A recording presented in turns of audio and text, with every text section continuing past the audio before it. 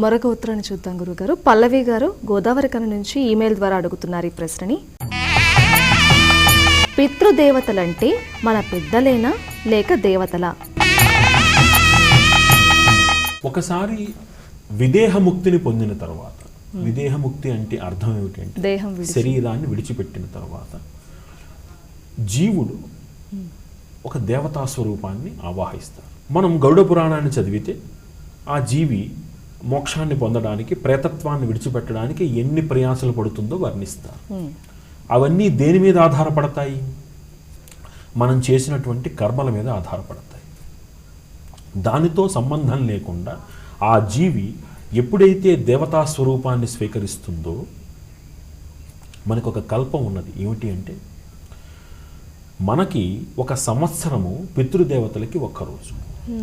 అందుకనే చూడండి, ప్రతి సంవత్సరము ఆ తిథి నాడు మనం పితృదేవతలకి అన్నం పెడతాం. అంటే అర్థం ఏమిటి? ఆ పితృదేవతలు ఎదురు చూస్తూ ఉంటారు. మరి ఈలోపు నిత్యము కూడా మనం చేసేటువంటి, మనం భోజనం చేస్తాం. ఆ భోజనం చేసినప్పుడు యమ, చిత్రగుప్త ఇత్యాది పేర్లతోటి అన్నాన్ని బలిగా పక్కన పెట్టేటువంటి సాంప్రదాయం ఉన్నది. అది పితృదేవతలకు వెళుతుంది. ఇది పితృదేవతలకు వెళుతూనే శాస్త్రం ఏం చెప్తుందంటే, అలా ఎప్పుడైతే మనం 3 విధాలుగా అన్నాన్ని పక్కన పెడుతున్నామో, యముడు, చిత్రగుప్తుడు వంటి ఆ దేవతలు సంతోషించి అపమృత్యు దోషము లేకుండా ఈ జీవిని కాపాడతారు. ఇదైందా? సంవత్సరానికి ఒక పర్యాయము ఆ తిథి నాడు మనం పెట్టేటువంటి ఆ పిండ ప్రదానము వారికి భోజనము. ఆ పితృదేవతా లోకంలో ఉండేటువంటి రౌరవాది అపుణ్య నిలయాలు ఉన్నాయి కొన్ని. దానిలో ఉండేటువంటి జీవుడు ఉద్ధరింపబడి అయితే మళ్ళీ ఒక జన్మను తీసుకోవాలి, లేదా శాశ్వతమైనటువంటి మోక్షాన్ని పొందాలి. దానికి చేయవలసింది ఏమిటి? మనం పితృదేవతల పేరు మీద చేసేటువంటి ప్రతి చర్య వారికి ఉత్తమ గతుల్ని కల్పిస్తుంది. అందుకని ఏం చేస్తాం? పితృదేవతలకి మనం భోక్తలని, అంటే ఆనాడు ఈ ఆబ్దీక కార్యక్రమం జరిగినప్పుడు ఒక విష్ణు స్వరూపంగా, ఒక పితృదేవతా స్వరూపంగా మనం బ్రాహ్మణులను, పెద్దవాళ్ళను కూర్చోబెట్టి వారికి భోజనం పెడతాం.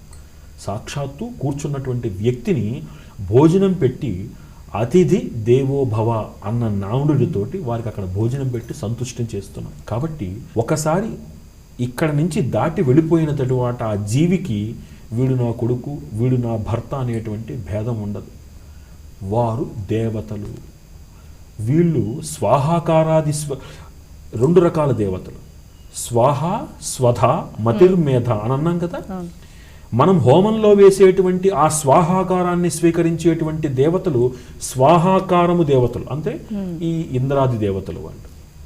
స్వధాదేవి అంటే ఎవరైతే పితృదేవతలు ఉన్నారో వాళ్ళు స్వీకరించేటువంటిది ఈ జలము ద్వారా ఇచ్చేటువంటి తర్పణాలను స్వీకరించే దేవతలు వీరు స్వధాదేవతలు. కాబట్టి ఒక్కసారి జీవి దాటిన తర్వాత మన పెద్దవాళ్ళు కారు, వాళ్ళు పితృదేవతలే.